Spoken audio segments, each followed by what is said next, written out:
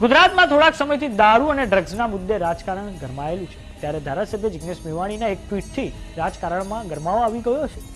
તેમણે platform x પર tweet કરીને લખ્યું છે કે આ જુઓ સંસ્કારી મંત્રીના સુરત જિલ્લામાં ખુલ્લેઆમ દારૂની હાટડીઓ।